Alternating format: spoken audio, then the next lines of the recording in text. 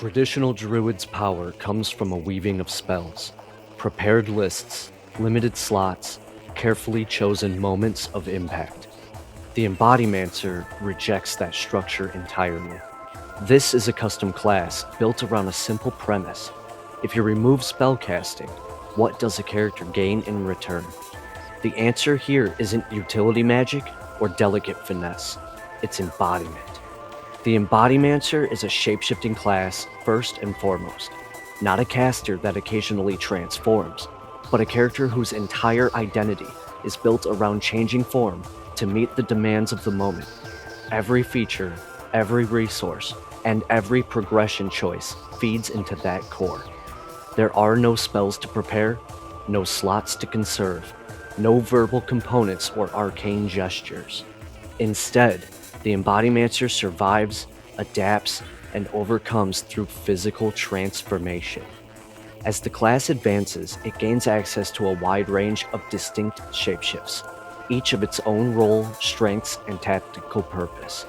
Over time, these forms can be empowered, not through spellcasting, but through refined control over natural forces, thicker hides, deadlier natural weapons, enhanced senses, and greater battlefield presence.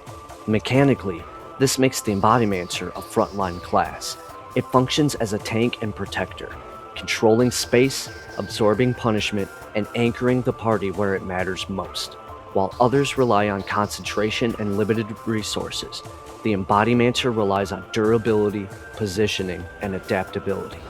In this video, we'll take a full deep dive into how the class works. We'll break down its core mechanics, its shapeshift system, how empowered forms function, and what kind of playstyle the Embodimancer is designed to support at the table.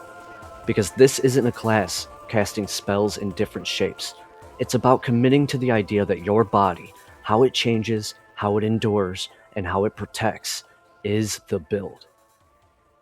The Embodimancer, someone who transforms themselves and cultivates the supernatural ability of transformation, also known as a wild shaper, a parallel to the druid class, with greater emphasis on shapeshifting abilities at the cost of spellcasting, able to shapeshift into a broader range of creatures, sometimes even enhancing their shifted forms with the powers of nature. The Embodimancer is intended to be a tougher and more resilient character. They gain access to light armor and simple weapon proficiencies. Their proficient saves are Constitution and Wisdom. These are also important ability scores for the Embodimancer to have. The Embodimancer gets a D10 for its hit dice, standing tall with some of the more resilient characters in Dungeons & Dragons. Here on the left, we will keep the leveling block table open to use as a guide as we look through the class. Here on the right, we will scroll through and look at the individual details of each feature. Starting at level 1, the Embodimancer gains natural weapons and wild shape. The Embodimancer's natural weapons feature functions as the natural weapons portion of the spell Alter Self, except the Embodimancer can use it at will and always as a free action. The damage of the natural weapons that the Embodimancer gains from this effect also increases with the Embodimancer levels. This stands as a natural weapon damage that increases over the character's career, while in its natural form. Therefore, for example, a human Embodimancer would gain this improved natural weapon damage through all of its human form. The Wild Shape ability gained at level 1 functions identically to the Druid's Wild Shape ability. Moving on to level 2, we have Favored Form and Primal Drift, the first two of the Embodimancer's unique class features. Favored Form. Starting at 2nd level, an Embodimancer gains the ability to designate a chosen specific form to retain at all times. This form becomes an option to transform into permanently, and while they are transformed into their favored form, they gain the following benefits: a +2 bonus on skill checks, a plus 10-foot bonus to its base speed, and a +2 bonus to all damage rolls with its natural weapons. The Embodimancer may only designate one form to be a favored form. Doing so requires an hour-long attunement ritual in which the Embodimancer must remain silent and still, meditating on its chosen form. The Embodimancer may only designate a new form once per day maximum. To summarize, favored form is one chosen form that the Embodimancer choose to be especially bonded with. This makes the form a bit stronger, faster, and more skillful. Primal Drift is the other second level feature that Embodimancer gains access to. As an Embodimancer's powers grow, the primal nature of their constant shifting begins to alter their natural state. Choose one drift at second level. They will gain more as noted on the Embodimancer's level table above. Each level they gain, they may repick one drift as they wish. Drifts are magic in nature and cannot be interrupted or removed from their being against their will. To summarize, primal drifts only affect the user's natural form. In the human Embodimancer example, these primal drifts will affect their human form. If we jump ahead and we look at the table of primal drifts here on the right-hand side, we can see some examples.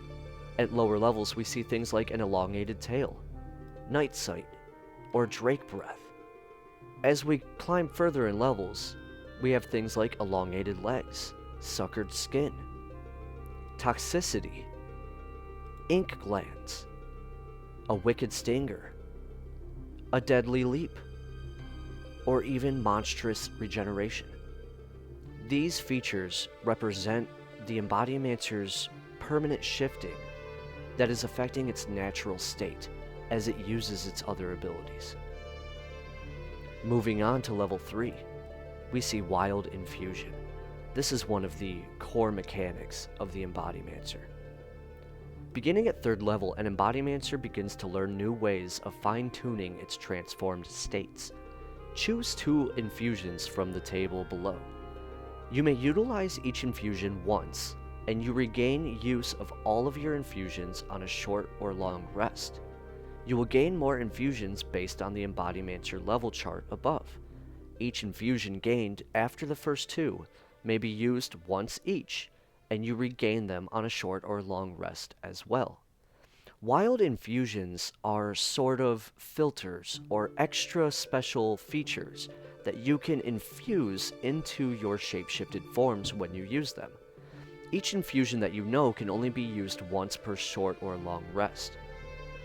Some of the infusions are examples of, say, vicious, hardy, scaled, shrunk, waterbound, agile, rooted, toad-tongued, feral, daunting, soaring, and so many more.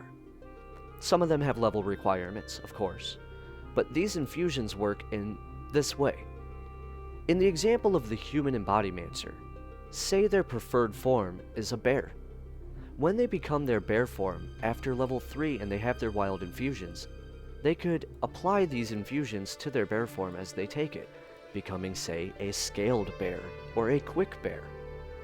Even going further later on, able to use multiple infusions for the same effect, becoming a scaled and enlarged bear.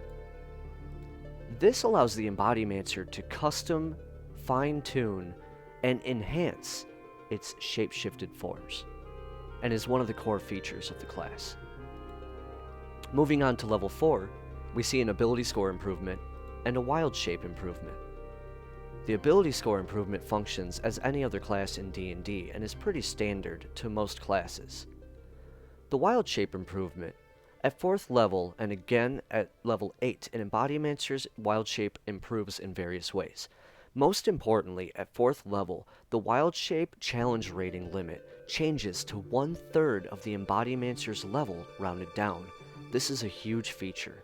At level 4, the Embodimancer gains the ability to break past the usual CR limit of the druid's shapeshifting ability, eventually becoming creatures of much higher CR ratings. This represents the Embodimancer's lack of an archetype, as the creatures it begins to turn into become much more powerful than the original CR2 limit the druid shapeshifting had. Eventually, at 8th level, the Embodimancer chooses 2 more categories of creature to have, as the wild shape improvement gives an extra category of creature the Embodimancer will be able to become. To see the groups of creatures the wild shaping Embodimancer we'll be able to choose from, we have to scroll to the bottom of the document. Here we see dragons, fiends, celestials, giants, oozes, monstrosities, fae, and plants, all available to the Embodimancer. At level 4, the Embodimancer will choose one of these groups to be able to become beyond their beast ability. At level 8, this improves again, and they choose 2 more.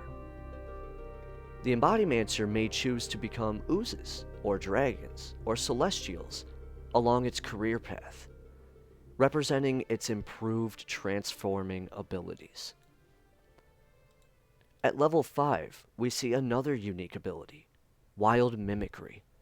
Beginning at level 5, an Embodimancer gains the ability to supernaturally mimic enemy abilities and spell-like abilities. They may retain one ability they physically witness being used at a time. While retained, they may use the ability once before needing a short or long rest to regain use. They may willingly forget their retained ability at any time. Now, there's a note here where the DM may have to alter the damage or effects of a monster's ability, as per the game necessitates.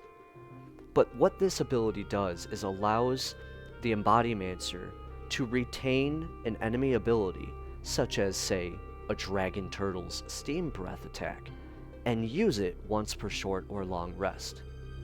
There are some stipulations. The ability witnessed must be a natural, supernatural, or spell-like ability. It cannot be a spell. Melee attacks, ranged attacks, reactive abilities, and other activated abilities qualify. Recharge abilities cannot be mimicked, as well as passive abilities cannot either. At level 15, this ability will improve.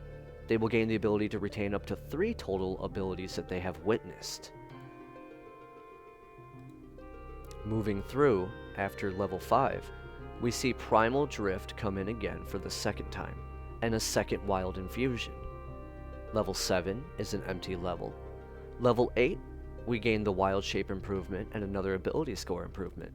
We get another Wild Infusion at level 9, a Favored Form improvement at level 10, another Primal Drift at 11, another Wild Infusion and ability score improvement at 12, an empty level at 13, but we still see, some other effects going up. We have another Primal Drift at 14, the Wild Mimicry improvement at 15, an ability score improvement at 16. At level 17, we start to see some more unique abilities, as the high-level Embodimancers gain access to the pinnacle abilities of its class. At level 17, they become immune to any spell or effect that would alter their form, such as a polymorph spell. Their form cannot be altered unwillingly past level 17. At level 18, they gain Myriad of Forms, and that gives them access to every creature category that they had access to at the bottom of the document with their improved Wild Shape feature. It is important to note that the Embodimancers specifically can never turn into undead, constructs, aberrations, or intelligent humanoids. These are outside of its limitations. Looking at its final high-level abilities, we see at 19th level, Pack of Legend. At 19th level, the Embodimancer may cast the Animal Shapes Druid spell once per day, except that they may use any number of infusions they know. When doing so, and all targets of the spell gain the effects of the infusions they use. Very cool ability. Once per day, you're turning your whole party into a group of large animals that will also gain the infusions that you inject into that form. At level 20, we see the pinnacle of its class, Master of Forms. At level 20, they may use their Wild Shape an unlimited number of times, having no limitations to how many times they shift, but still having limitations to infusions. That, my friends, is the basis of the Embodimancer class. There's plenty of material here that I didn't go over, long lists of infusions that can be added to shapeshifts, and primal drifts that change your natural form. But what we have here is a tough, durable, tanky, shape-shifting class with no spellcasting whatsoever. For those druids who want to shapeshift and to do nothing else, this is the pinnacle of what you seek. For everybody who has stuck with me this whole video, I always greatly appreciate your interaction. I hope you enjoyed the material. I would love to hear your criticisms, your comments, your compliments if you have any. Check out my other classes, Engineer, Lancer, and Red Mage that have come out recently. And tell me if you have any ideas for any other. I would love to hear them. And I'm willing to make custom classes at people's requests. Let me know what you're thinking. And as always, happy gaming.